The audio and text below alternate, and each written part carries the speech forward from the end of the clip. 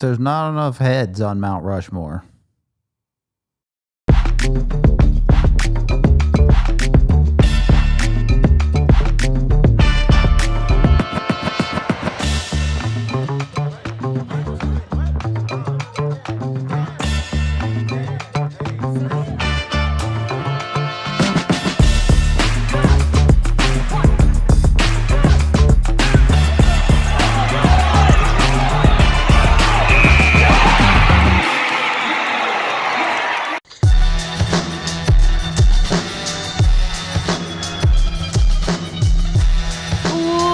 Going on, everyone? Welcome into the DNVR Avalanche Podcast, live from the Xfinity studio. We got Rudo, we got Bailey, we got J-Mike joining us later. But for right now, happy, what is it, Wednesday, I guess? I'm losing track of things. Mike. Happy Wednesday, everybody. We are halfway through the week. I'm going to say halfway there to starting next week with an alumni game. Yeah, this is always my a week nice start little... on Monday, so I don't know. We're getting there eventually. No, I'm kind of looking at this like we had the conversation a couple weeks ago about you and AJ kind of going like, all right, what is August? Yeah, exactly. In terms of like how close it is to hockey season, and I'm looking at this alumni game, and I'm like, is this step 1 or maybe step 2? Because we already had Dev Camp. Now we've got alumni game, and this is just like, it's going to start snowballing here soon. I cannot wait. I don't know. Even with the alumni game, it still feels like hibernation season to me. But also, Everywhere by Michelle Branch is a banger. Can confirm. We've got alumni game going on Sunday, but we still got a couple days worth of content to get through. It is day 3 of rank week. We have time toward the end of the show. We're going to go over that list that the diehards and the staff voted on for best athletes of all time, which Wayne Gretzky had a chance to get in on some of these rank week votes. But until then, I don't know about you. I'm not that great at carving into rock, but we're going to build our Avalanche-themed Mount Rushmore on today's show. We will build the Mount Rushmore as the top 4, but also the Avs have 30 years of history now, and I feel like 4 guys isn't enough to really talk about. I thought about doing 2 Mount Rushmores. Okay. At that point, you'd be at 8, like so I figured why not just round it up to 10 guys? I was going to be like, first team and second team Mount Rushmores? You could do like first era and current era, but... Yeah, there's some different ways to swing around that. I feel like 10 is a good... Just do the top 10 Avs. Yeah, I like this. So... I was going to say, let's go ahead and kind of jump right into it. Like there's, as you mentioned, there's a lot of history behind this team. And as you go and start doing research, there's a lot of emphasis on the older era of the Avs, just because there's a lot of success to be found in the early era of like that transition from the Nordiques into the Avalanche. Mm-hmm. Yeah,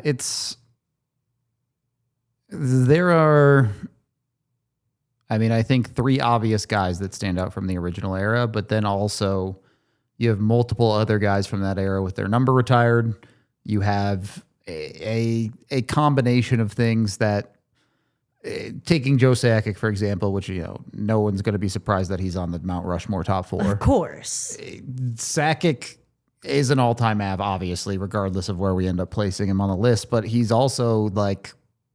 You have this weird conversation with these guys because they spent a significant portion of their career, in the case of Sakic, with Quebec. And that means all of his points come from the same franchise, but not necessarily all of his points come with the Colorado Avalanche. And that creates these weird conversations of what do you count and what do you not count? AJ and I have long been proponents of give Quebec their own stats back and we only want to count the Av stuff as Av stuff. And that's not to disrespect Quebec. That's saying that's theirs. Like, that's their stuff. They earned that stuff. So if I'm looking at it in that regard, I think it makes the conversations a little bit more complicated. If you're counting it as franchise, Joe Sakic is number 1, full stop. Like, there's no argument for anyone else. And then you have to have weird conversations about guys like Goulet and all of these other guys that were only Nordiques. I wasn't alive for most of the Nordiques history, so I'm not the guy to make those arguments. It's also really interesting when you look at somebody like Forsberg, too, who spent most of his career, at least most of the time, in like within this franchise as a Quebec Nordique. I think it was 1 year, 2 years that he spent in an Av. You have it backwards. Oh, it was do 1 I have year it as Quebec. backwards? 1 year as Quebec. That's right. No, but when I went to go buy the jersey, I had to look at that because I was like, why are there so many Forsberg jerseys? Exactly. No, it is interesting when you dive into cases like that, though, where all of these guys, like, do you count those 1-2 years that they spent as an Av? Or, like, are those defining enough? Like, hey, they at least wore the Av logo, but most of their success was found in early years. I don't think I'm counting those people. I think I'm counting, for at least the list that I'm making today, I'm looking at the all-time Avalanche players, not all-time players that played a few seasons for the Avs. I'm more interested in who were the best in the Avs jersey. All right. Well, let's go ahead and start with number 10. Yeah, I don't have the bottom of this list super organized, so we can have conversations about like who should be at number 10 and otherwise. I'm okay with this. I think I have Adam Foote at number 10. Okay. Which I know people are going to argue that that's too low. But he has his number retired. So, that makes things a little bit more complicated. But when you look at Adam Foote's career, I think he would be higher on this list if he never left. Mm-hmm. But he ended up going to Columbus for a couple of years, and he doesn't have that.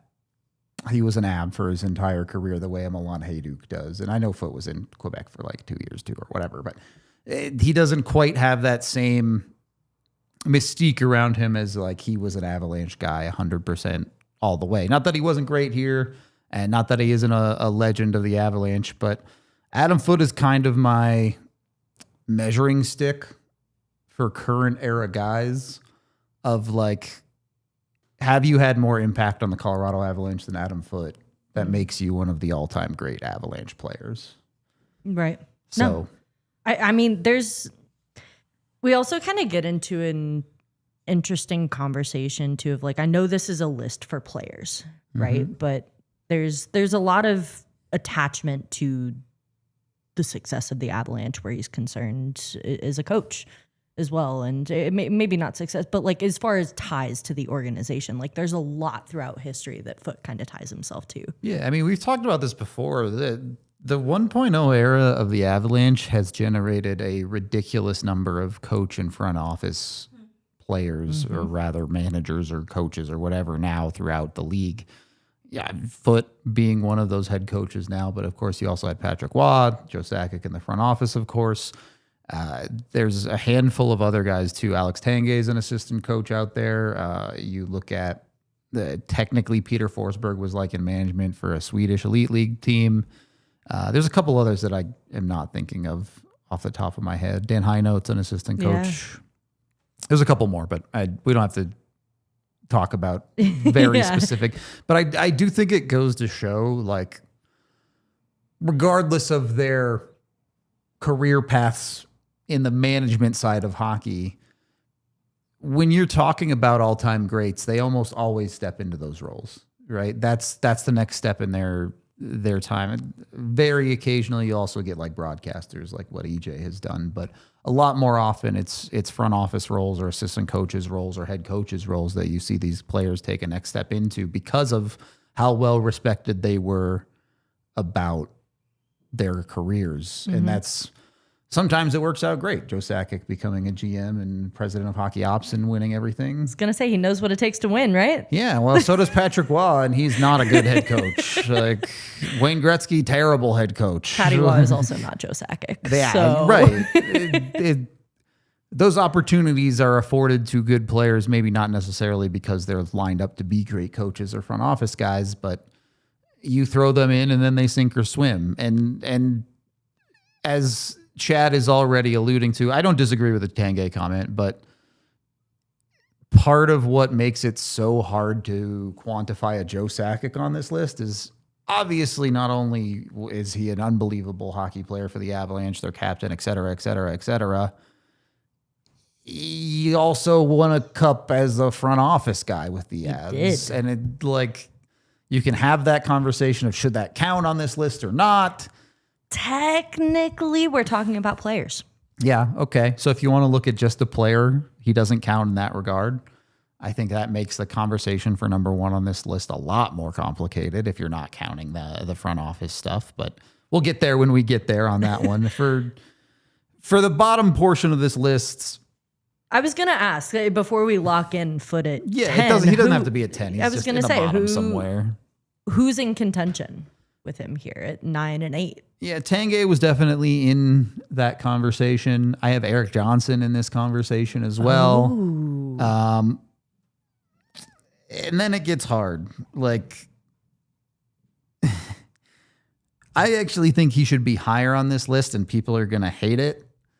But I think Mikko is probably a top 10 all-time Av somewhere. Yeah, there's as much as my dad would kill me for giving him praise here. No, I think there's a lot of good that Mikko does, and as much grief as we give him for the way that he likes to approach the game sometimes, and how he can make looking lazy turn into triple digit seasons.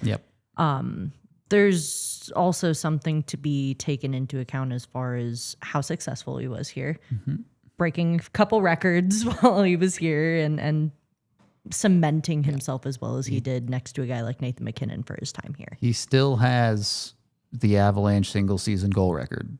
Like that. If MacKinnon could have scored a few more last year, he could have broke it, but he didn't. So he was already on his way to do some incredible things, though. So I'll give that to MacKinnon. I will make a case for Mikko Rantanen on this list. Like I wholeheartedly. I would have him at like 8. Yeah, if not, I think there's some other very good players that you could see going here. If Erik Johnson's in contention here, I'd probably agree with you. That's I think where I stand on this. So it's hard because EJ is a guy who played most of his career in Colorado during a time when the Avalanche were not very good. So how do you quantify a player like that who was clearly the Avs' number one defenseman for years and years and years, but part of that is because they didn't have anybody else, as opposed to an Adam Foote who was during an era where the Avs were great at all times. And with Foote, when the Avs were at the peak of their powers, you could argue that he was their number 3, both Blake and Bork ahead of him, as opposed to EJ, who, obviously at the end of his career when he came back and he was at the bottom of the lineup is a little bit different.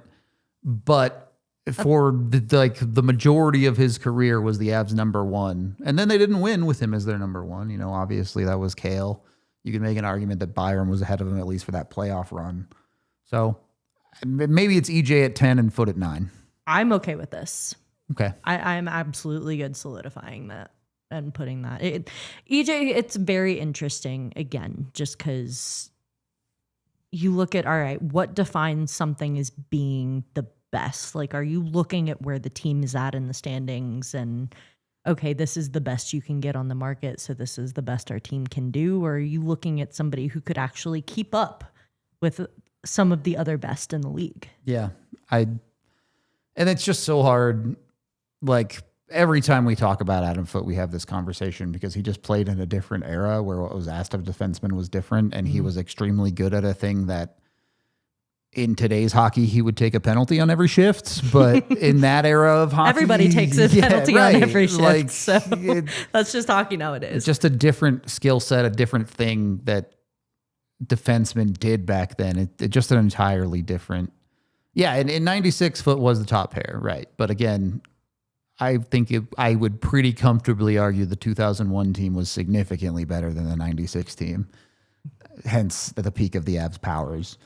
Not that Foote wasn't great. Like, again, there was a reason he's on this list. There's a reason I want to put him in front of Erik Johnson on this list. But when we're talking about the top 10 Avs of all time, I feel like the newer fans don't really understand how good the original era was, and the older fans haven't come to terms with the fact that there's enough history that this list actually deserves to be like 10 players long now. For a long time, it was like there were 4 great Avs, and that was it.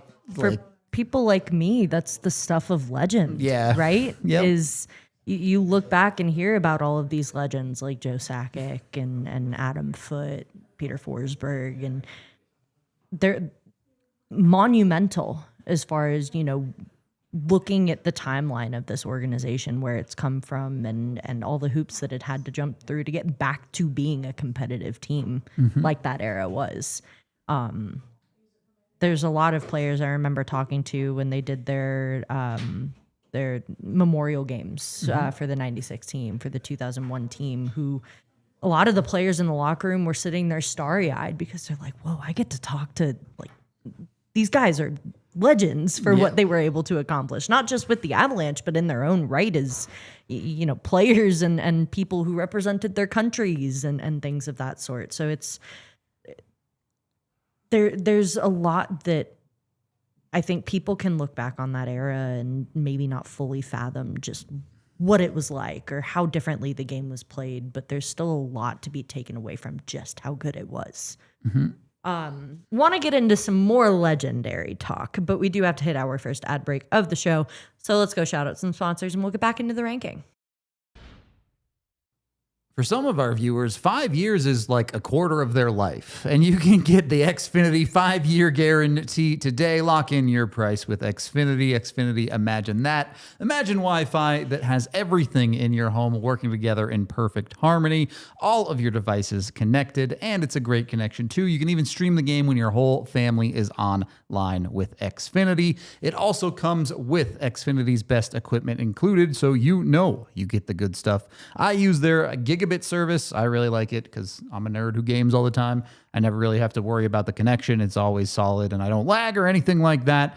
So get in today with Xfinity's 5-year price guarantee. You can lock in your price and unlock possibilities with Xfinity by learning more at Xfinity.com. Of course, a lot can change in 5 years, whether it be championships getting won, records being broken. Dreams grow bigger, but your Wi-Fi, it should stay reliable and the price should stay put. Of course, select plans only and restrictions do apply. But again, head over to Xfinity.com for more information. Xfinity, imagine that. Ruda, what would you do with $500,000? Oh, so many things. There's too many things. First thing I'd do is get food. This is valid. You need that to survive. Yeah. That might be a little important. There's a lot of things you can do with $500,000. You guys have an opportunity to win $500,000 with our Splash Sports 500K Survivor contest. Football season's coming around, and you guys could win big money with this contest.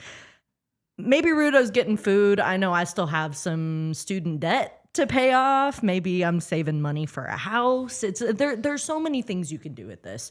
There's a lot of people entering this. I know I plan on entering, not that my picks are going to be great for the football season. Statistically, they show picking random does as well as people who know what they're doing. So. There we go. Just as much of a chance as anybody else. You guys all know how Survivor contests work. You pick straight up winners each week. You can't use the same team twice. And you make the right picks through the season to avoid being eliminated. This has a guaranteed $500,000 payout. So make sure you guys are getting in on this chance to win some money. Sign up so you're ready for week 1. Just go to thednvr.com/survivor. Again, my picks are not going to be the greatest. You don't have to be good at this to go and win money. So make sure you guys get in on this. Enter today again at thednvr.com/survivor. That's thednvr.com/survivor. Sponsored by Splash Sports.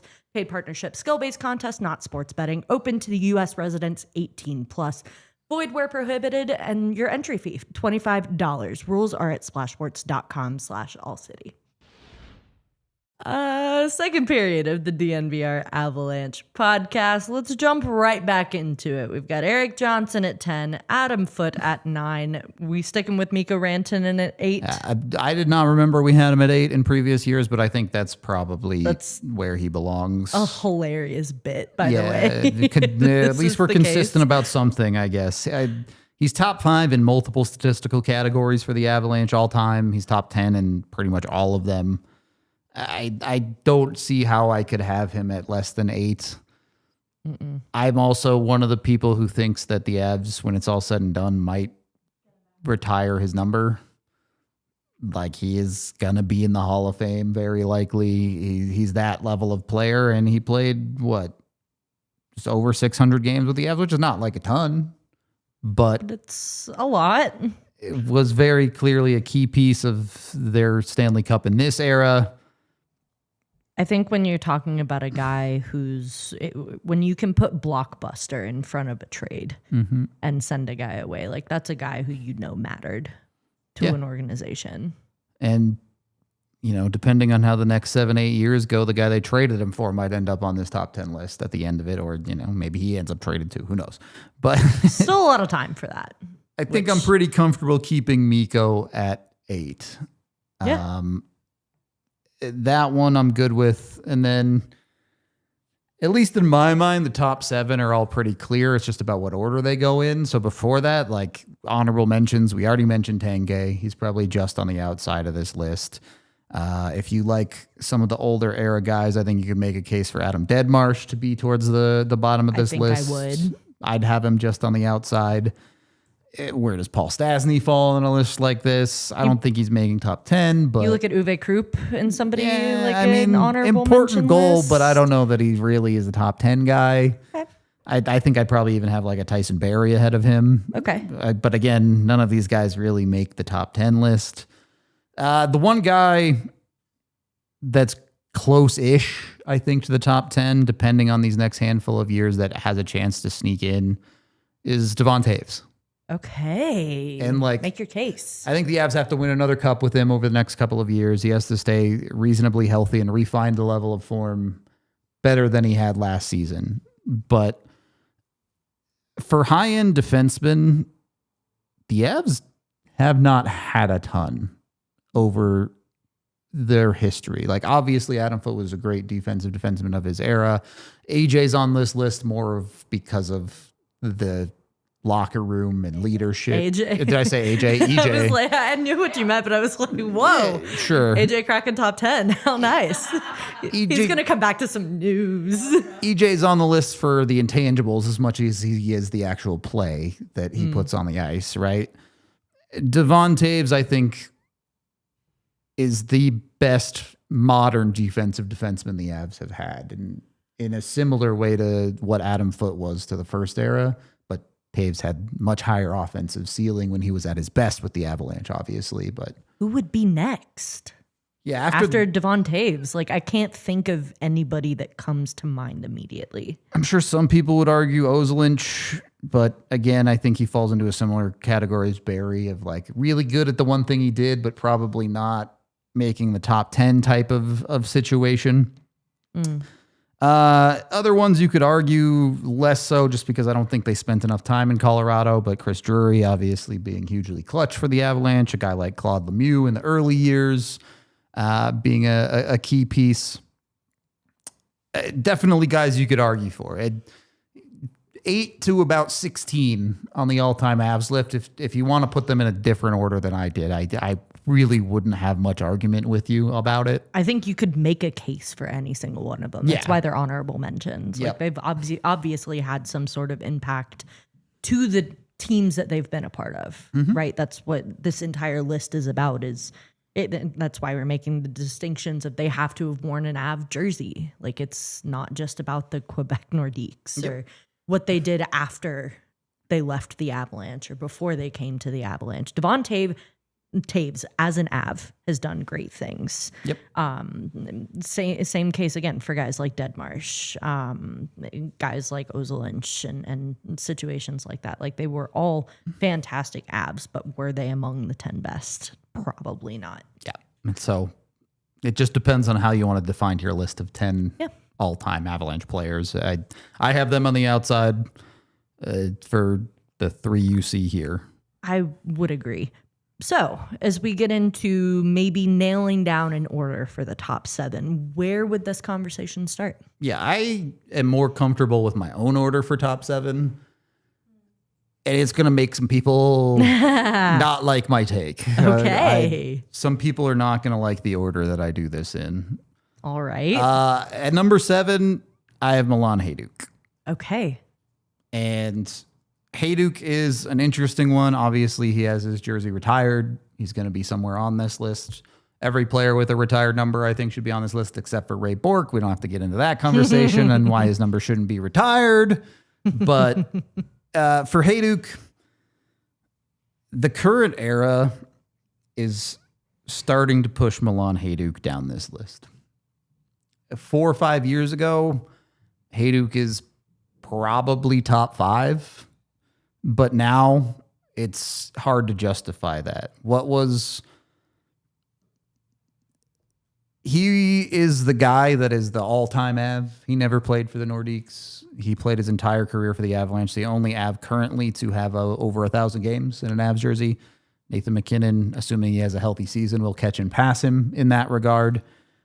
His statistical accumulation is now at 3rd instead of 2nd in an Avalanche jersey. And not that Hajduk wasn't great. Again, this dude is an award winner, but Mac just won a Rocket. That was kind of Hajduk's one thing that it's like, well, no one else in an Avs jersey has won this award. Now McKinnon's won one. Yep. Now, unfortunately, the latter half of Hajduk's career was kind of what the front half of Eric Johnson's career was. Mm-hmm. They had that crossover of being during the worst era of the Avalanche. And while that's still, he deserves to be on this list because of who he is, at the end of the day, the greats get remembered for being at the very top. What I also think is very interesting about Hajduk in particular is, as far as his hockey career is concerned, he was born as an Av and he died as an Av. Yep. Or retired as an Av, or however you want it, like for the saying's sake. Like he was an Av through and through, started and ended his career.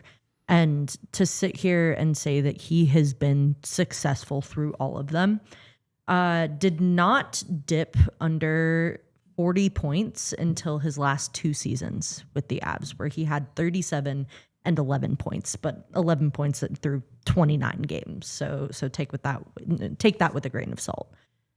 Yeah. Was extremely successful through all of those years. 98-point season, 02-03. Like there's a lot of good things that he did with this organization. And to have that distinction of being able to wear an Av jersey through all of it, I think is important. I do agree in saying like there's a lot of modern players that I think are starting to catch him, as you talk about Nathan MacKinnon starting to take that step forward into being top 5 all time. Yep. Not just with the Avalanche, but as an NHL player as a whole.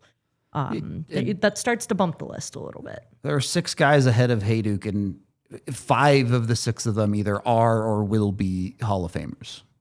There's only one guy that's not a Hall of Famer, and I think it's pretty unlikely he becomes a Hall of Famer, but there's like an outside chance, depending on how good the next 5 years of the Avalanche are, that he becomes one. Yeah.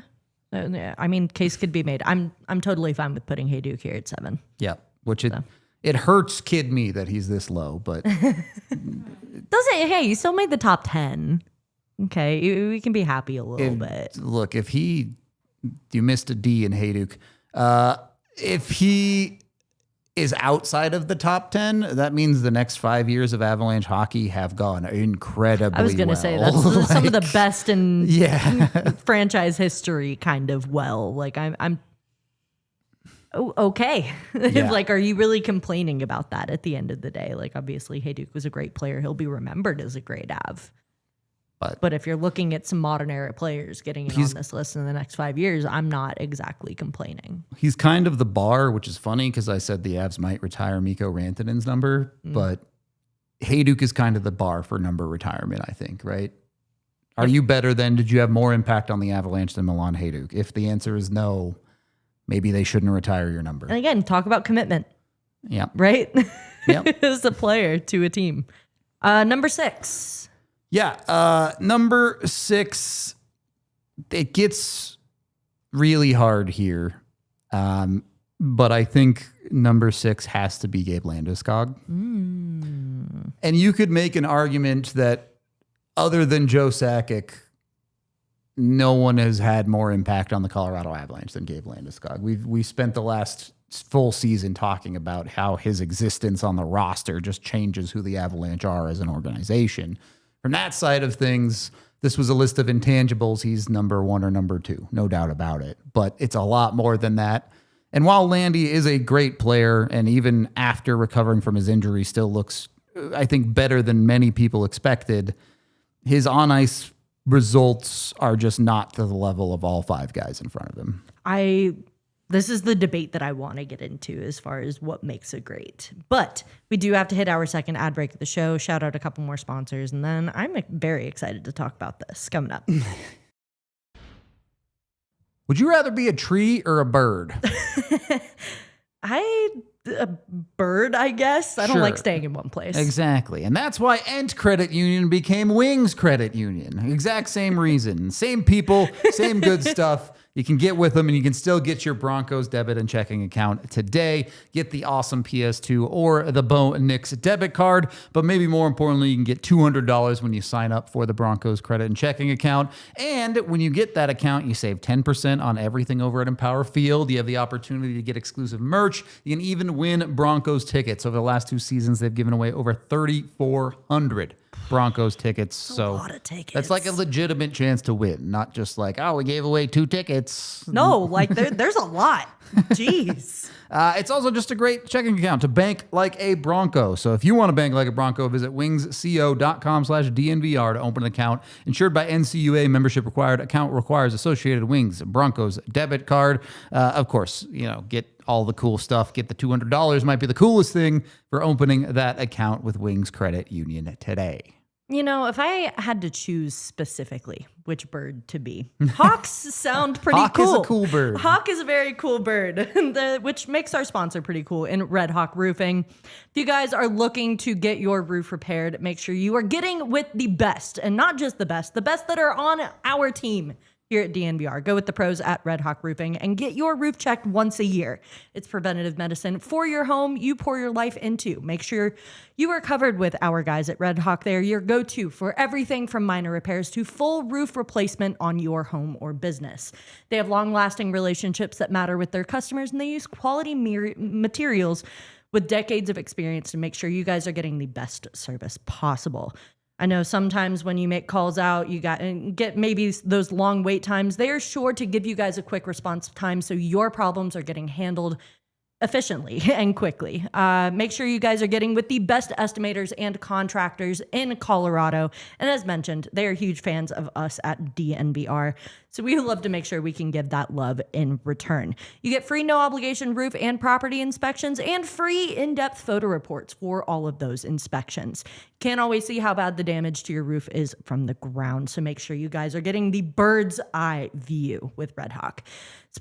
Supporting your local teams means also supporting local businesses like Red Hawk Roofing. If you're looking for a new roof over your home or business, be sure to check out Red Hawk Roofing at redhawkroofing.com or call 720-771-8921 and tell them DNVR sent you.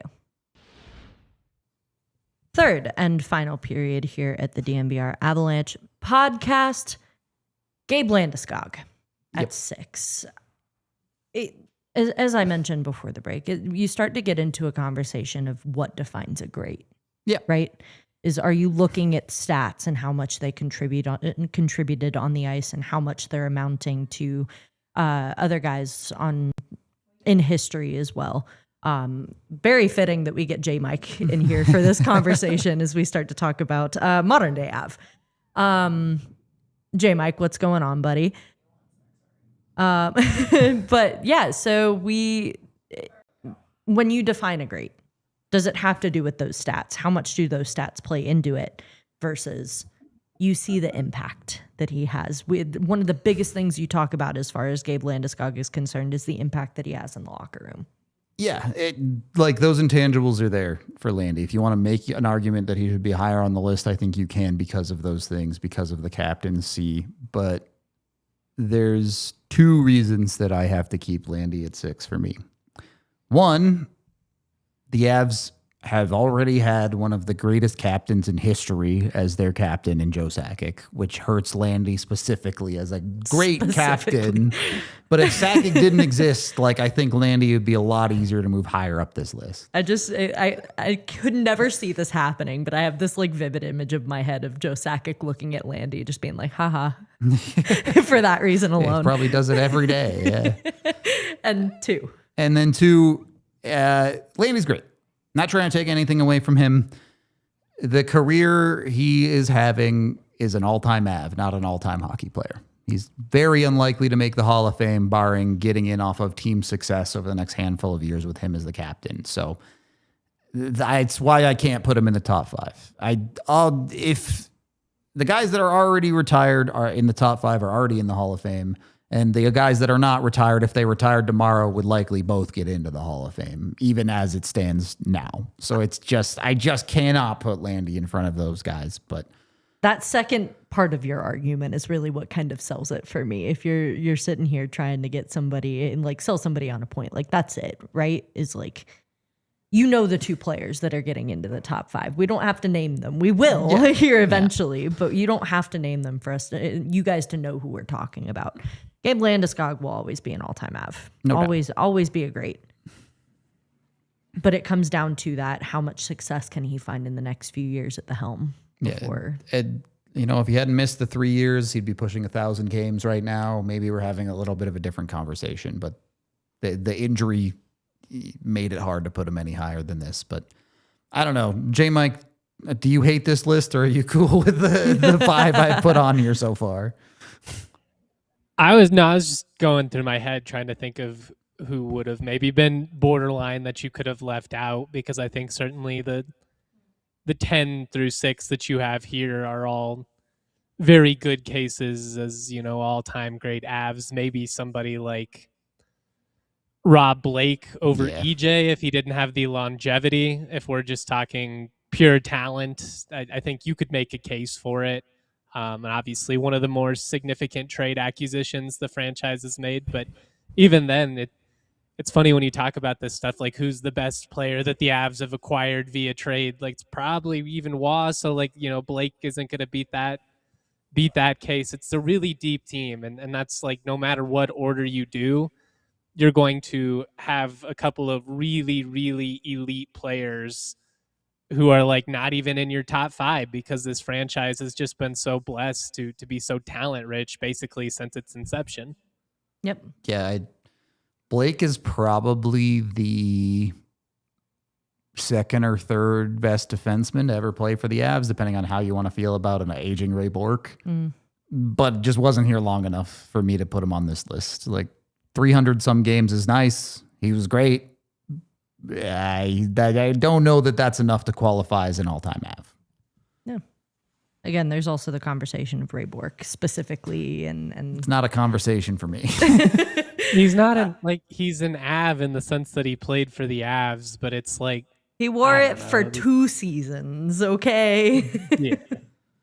If the Avs didn't win him a cup, it'd be the same conversation we have about Jerome McGinley in Colorado, which is like, that was a weird stop in his career. Like, yeah, smile and wave, boys. In this combo? What was that?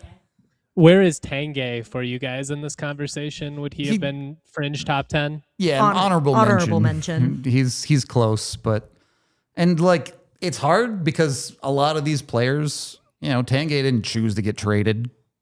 Tanguay didn't choose to go to Calgary. There's a lot of guys that could have been top 10 had they stayed, and something out of their control moved them out of Colorado. It's just the way the cookie crumbles sometimes. The Avs made the moves they made, and that set their history up a certain way. Yep. I agree that here. Makes sense to me. Yeah. And then we get into the top 5 conversation, which is interesting because we start to dabble with, okay, who actually makes it on the Mount Rushmore, and who is the one who just barely made it off? Yeah. As you may or may not be able to tell, I've been listening to a lot of Midwest emo lately. Because we're talking like modern baseball, free throw. Where are we going with this? I don't know. It slipped maybe more into like easy. Today I was listening to like 4 Year Strong, state champs. Oh gosh. Okay. So just straight 2012 vibes. We're just taking it back. I love that. I had to listen to that because to put this dude at 5, I did have to murder my inner child. This did have to happen because you're not gonna do it. You're not gonna put him 5th. I'm gonna. Do it. Arguably my favorite player of all time, and I'm putting him 5th in Peter Forsberg. It hurts This my is soul, rough. man. It hurts. This is rough. The time has come. Nathan McKinnon you're just won a probably Hart Trophy, man. Like, I know. Yeah, there's a lot of talent on this roster. We're gonna say it multiple times on this current version of the Avs. It's I have to be consistent about it, right? I'm leaving guys off like Rob Blake because of longevity in Colorado was a thing. Now, Blake was not here for very long because they traded for him. Forsberg's lack of games played is as much injury as it is salary cap happened and they have to move on, blah, blah, blah, blah, blah. Forsberg is at his peak as good or better than everyone else on this list. I will not hear any argument on that front. But to go down in all-time Avalanche history, there has to be a level of longevity to it that, unfortunately, for me, Forsberg just didn't quite have. He's one of the greatest what-ifs of all time. Even with everything that he accomplished, even with the big moments and the highlight plays and the fanfare that was so well-deserved because he was just electric. Like when I think about guys who made me fall in love with hockey, Peter Forsberg was a big part of that. Joe Sakic certainly. I mean, I had both of those guys' jerseys as a kid, as many young kids in Colorado did in that time frame. But there was just something different about the way Forsberg played the game that was just electric to watch, and the strength and the ability to. I mean, like I've just never seen somebody be that skilled, but like also that much of a beast at the same time. Like he just genuinely was a freak. And I think if he didn't have the injuries, I think he's flirting with a much different group in the all-time NHL ranks. Yep. I compare Forsberg in a sense to Cale Makar in this way, in that if you watch other players on those teams, if you watch Joe Sakic, it wouldn't be hard for someone to pick up, oh, wow, Joe Sakic's an incredibly skilled hockey player. But you watch what Forsberg does and you watch what Makar does, and that's where a new fan to hockey or a casual fan will see that player and he'll do something and everyone will be like, how is that even possible? Like, what he just did makes zero sense and I want to see more of it. yeah. I don't know if I can. I think you have to put McKinnon and Makar above him at this point, but man, I still am struggling to dip him out of that top 4, just given it's hard. Yeah. What those guys meant in delivering Denver their first pro championship. Like that holds a lot of weight for me. Yeah. The definite value there. I think you could probably make an argument that he should be ahead of Makar just because Makar's only 27. There's a lot of career left there. Makar, when it's all said and done, will certainly be ahead, but maybe not yet. I'm putting Makar ahead. I think with McKinnon, now he has a rocket. He has had the heart. There's enough trophy case. There's enough longevity. There's enough. Yeah, shoot. I mean, he's like 13 years in now, which is crazy to think that it's gone that quick. By the end of next season, he'll have the Avalanche record in every meaningful statistical category. Like, I don't see a world where Forsberg can be ahead of McKinnon. I see a world where he can be ahead of Makar. But even then, Makar's still got a lot of runway to do that as well. Assuming reasonable health for the rest of his career, Makar will probably be number 2 at worst. Again, it's another one of those kind of like anomalies of, all right, are we looking at capabilities for players when making this list? And not really. I think I'm mostly focusing on what they've done as opposed to like what they could do in the future. All right. again, if the Avs win 2 more cups in the next 5 years, Landy might pass Forsberg. Like, okay. Well, as we get into our Mount Rushmore of Colorado Avalanche players, Rudo, who falls at number 4? I think it's Makar at 4 for now. Okay. I feel like this is fair. I don't see how you can put him past Sakic or McKinnon yet. Nope. And then Wah is just an increasingly complicated conversation, because how do you put a goalie on a list with a bunch of skaters? It gets very difficult to organize those. But I think Makar, strictly because he hasn't played through his prime yet, is number 4 for me. No, I'm okay with this, because in my mind, like, it's really hard to separate the capabilities from it, right? When you look at the things that Cale Makar has already done in his career and the trajectory that he is on to be one of the best of all time to do it, it's hard to leave him off of a list like this for me.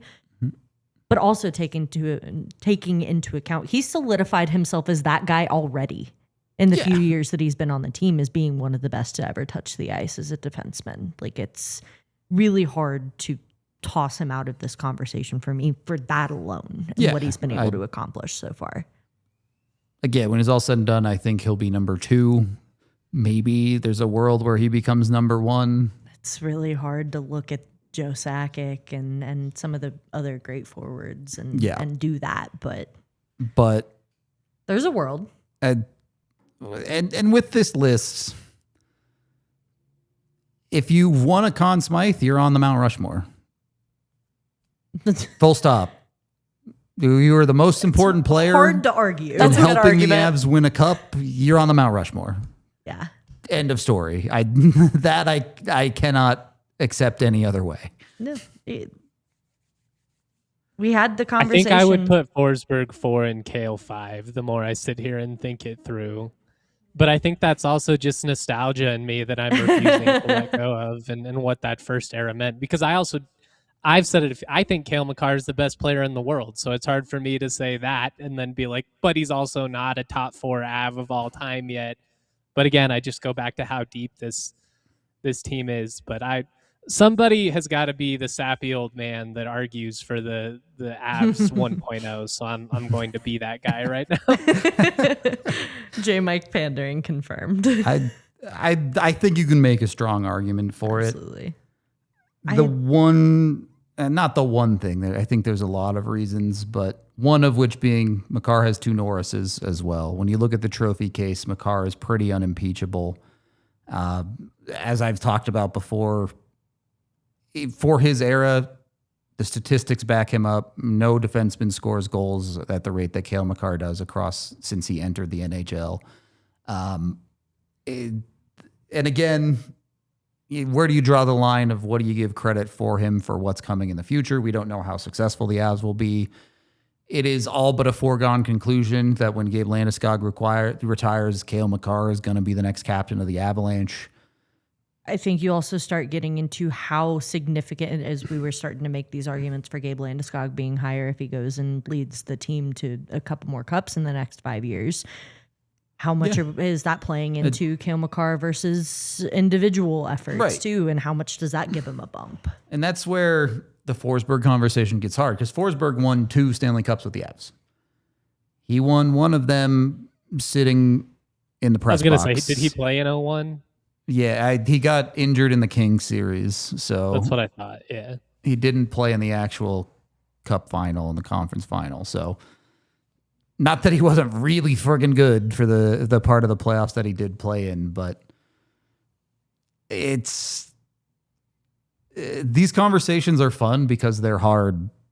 Because like the margins are razor thin. Like you could absolutely make an argument that Forsberg today is a better, more impactful Avalanche player than Cale Makar. I'll say that.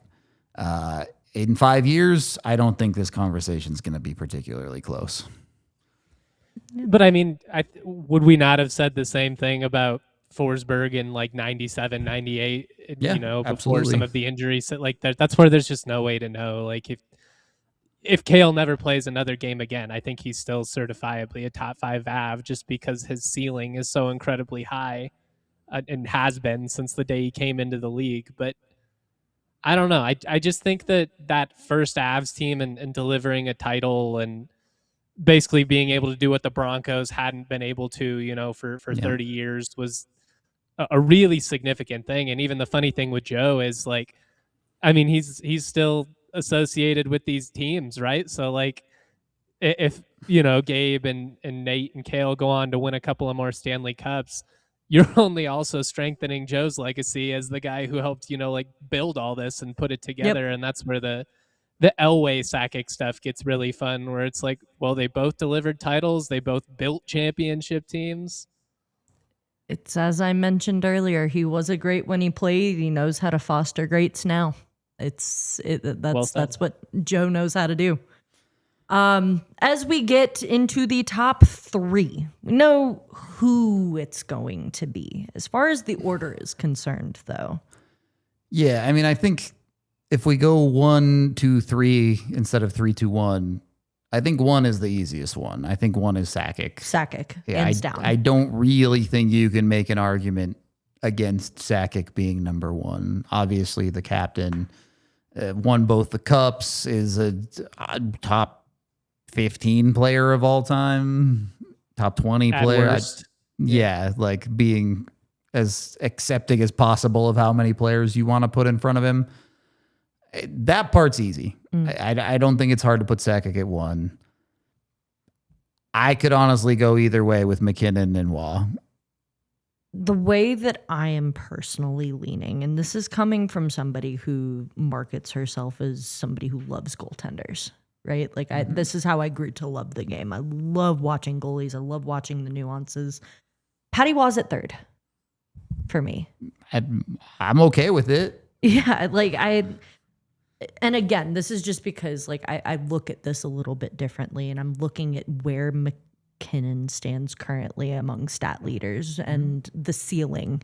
If we're using a ceiling to justify somebody's place in this list, that's ultimately what puts McKinnon over Waugh for me. Yeah. McKinnon has 4 straight 100-point seasons, and the 5th season was a 99-point season.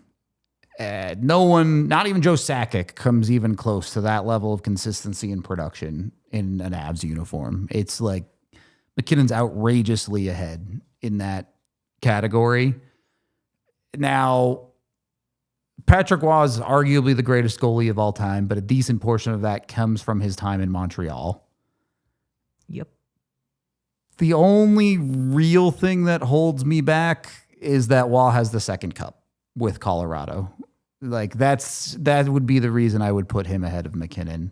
McKinnon goes and wins another cup. This is, I imagine, yeah, it becomes a lot easier to put McKinnon at 2 at that point. When you look at the hardware, the one thing Waugh has that McKinnon doesn't is the Conn Smythe. But Waugh never won a Vezina in Colorado. Obviously, never won a regular season MVP in Colorado. McKinnon has the Calder in Colorado. He's got the Hart in Colorado. He's now got the Rocket in Colorado. He has a Lady Bing for reasons unknown.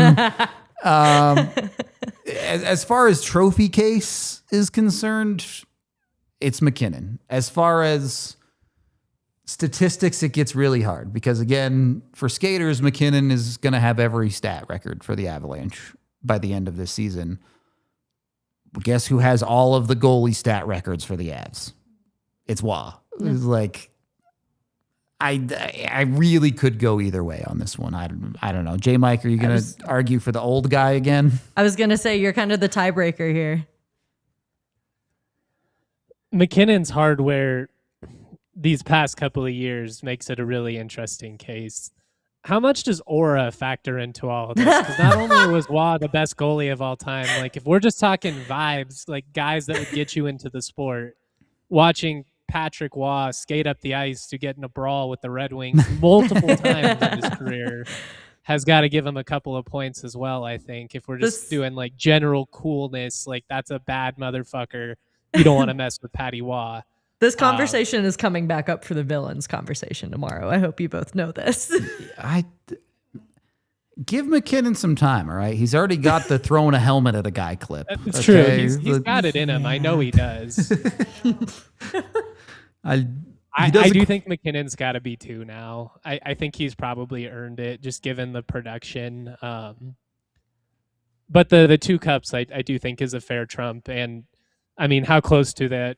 I mean, it very easily could have been 4, right? Like this so easily could have gone a different way with that first. But you could say the same thing about these guys, right? Like they've probably left at least 1 on the table if you're being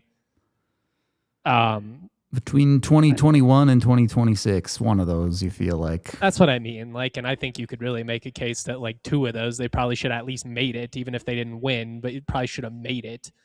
But yeah, I do think McKinnon should probably be 2, as much as I love the old guys. I think 13 years or 12 or 13, however many seasons it is at this point, everything he's done, seemingly going to retire an Av. I mean, I guess a lot can happen in the next couple of years, but I think McKinnon is the face of the second era of Avalanche hockey.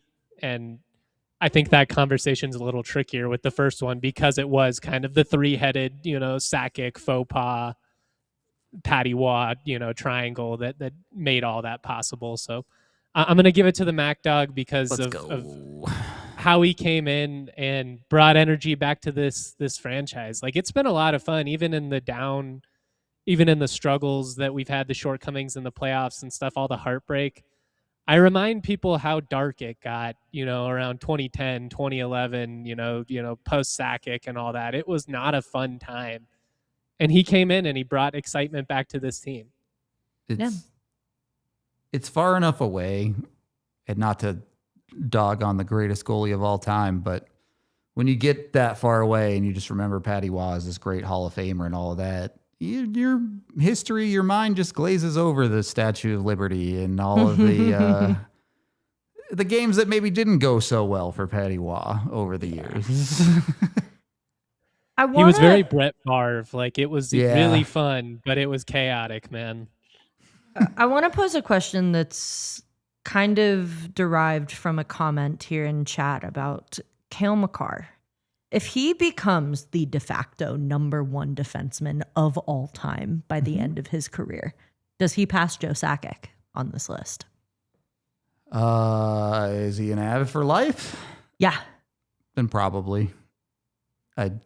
If Cale Makar plays to that level, I think the Avs win another Stanley Cup. So that kind of takes that conversation away for me.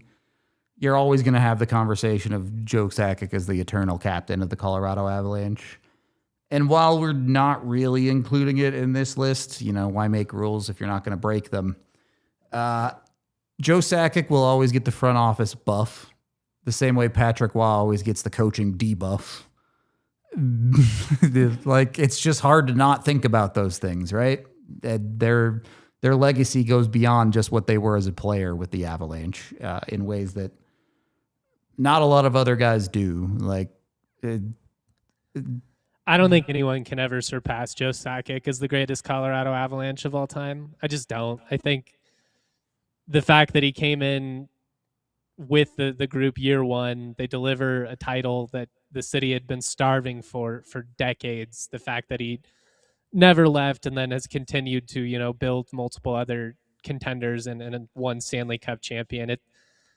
To me, I had the same debate like during the Manning era with the Broncos. If Manning had won multiple Super Bowls, or had he been a Bronco longer, like, could he push John Elway for the greatest Bronco of all time? And I just don't think anybody can. I don't think it's possible. I don't think anybody's ever going to be, viewed as a better Nugget than Nikola Jokic. I think there are some guys, even if there are more talented, more skilled players that come through or more accomplished, like, I could see a world where, and this is very contradicting and probably logically has a lot of holes in it, but I think Cale Makar might go down higher in the all-time NHL rankings. Like, if he's the greatest defenseman ever, if he wins a couple more cups, could he be like a top 10 certified player of all time? Certainly. And I still don't know if I would say he's a greater Av than Joe, just because of what his legacy means and what he was able to bring to this city. Yep. Totally fair argument. the one thing I would say is, assuming Makar signs this next contract and is an Av for his rest of his life, as a defenseman, there is a non-zero chance that he has more points than Joe Sakic in an Avalanche jersey. He's going to play more games than Joe Sakic in an Avalanche jersey. He's going to have spent his entire career as an Av, which I understand Sakic was with the franchise, but some of that time was in Quebec. I'm grasping at straws to try and make an argument here for Makar to be better. Realistically, yeah, Makar has to put himself at least in the conversation of greatest defenseman in the history of hockey. Probably 3 cups, too. I think he's got to top him, not just tie him. He probably needs to win 2 more cups. I agree. Yep. So, going to be really, really hard. As we head into overtime here, the conversation continues over at the DNVR.com. We've got our Mount Rushmore. And however you want to rank it or rate it, they're all going on the mountain. As far as McKinnon, Sakic, Makar, Forsberg can be crazy horse. It's fine. I'm okay with this. As we start to wind down the show here, I feel like this is the one day where I know we weren't going to spend too much time on it, but I did want to mention the GOAT athlete debate, at least a little bit, because a hockey player did make it onto the diehard votes for top 5, which I think is awesome. I'll take that any day of the week. You guys voted on the best athletes of all time. The list from you guys as diehards is as follows: LeBron James at 5th, Wayne Gretzky at 4th, Michael Phelps at 3rd, Bo Jackson at 2nd, and Michael Jordan as 1st. All I care about is Wayne Gretzky here. Insane basketball bias on this list. Yep. Not that those guys aren't unbelievable athletes, but we're not putting Usain Bolt on this list. He made mine. Simone Biles didn't make this list. Simone Biles also made my list, as much as I know the DNVR vote at least got Serena Williams on there. Yeah, so at least we got that. But when Gretzky was left off of the staff vote, unfortunately, for Leo Messi, which, bro, he's a great soccer player. He's one of the greats to ever do it. You could have a conversation that Ronaldo might be better. I'm not sure many people would hear you on that conversation, but you can have it. Leo Messi ended up at 5th on the staff voting. Serena Williams at 4th. LeBron James at 3rd. Michael Phelps at 2nd. And Michael Jordan at 1st. Really all over the place seemingly here in terms of people's logic of what determines the GOAT. Bo Jackson, in terms of raw athleticism, probably is one of the greatest athletes to ever live. He's genuinely an elite MLB and NFL player. I'm a CSU guy, but Deion Sanders, at his peak athleticism in that combo. Yeah. Neither of those guys won a whole lot, and it seems like some people really leaned into they've got all the rings versus individual greatness. Sometimes those coincide, but I'll go back to what we talked about yesterday, which is what defines the greatest of all time to you? Is it just purely winning, or is it raw skill? And those are 2 very different conversations at times. It's just too hard to make this a list of 5. This particular conversation. No one's even mentioned Tiger Woods. That's who came to mind. Peak Tiger. If we're talking about individually dominant, the gap between him and the rest of the field. Yeah. I don't know if we've seen anything quite like that. Maybe Phelps, I guess prime Phelps, winning 8 golds or whatever it was in Beijing was just insane. Serena's definitely in that combo for me. Serena just would mop the floor with everyone. There was no comparison. You had a good pull earlier, Ruda, with Simone Biles being on this list too. All-time gymnast, will be remembered as one of the greatest. Katie Ledecky, yep. Djokovic here in chat is a good pull as well. There's so many different ways you could go with this conversation. I know I made the whole joke about Leo Messi making the staff list, and I'm like, boo, whatever. I can hear Kale screaming somewhere that we haven't said Michaela Schifrin yet. So there's too many greats to have ever touched anything sports related that you could make a conversation for here. What would be your top 5, Bailey? Top 5. I'm trying to remember what I voted. I think MJ got on this list for me. Simone Biles was on my list. Serena Williams was on my list. Michael Phelps and Usain Bolt were, I think, the other two. Not that MJ isn't an unbelievable athlete and the GOAT of basketball, but dude literally bat 220 in AAA. And you're telling me Bo Jackson and Deion Sanders don't make the list? Bo, pound for pound, is the greatest raw athlete I've ever seen play baseball or football. Like, just a freak.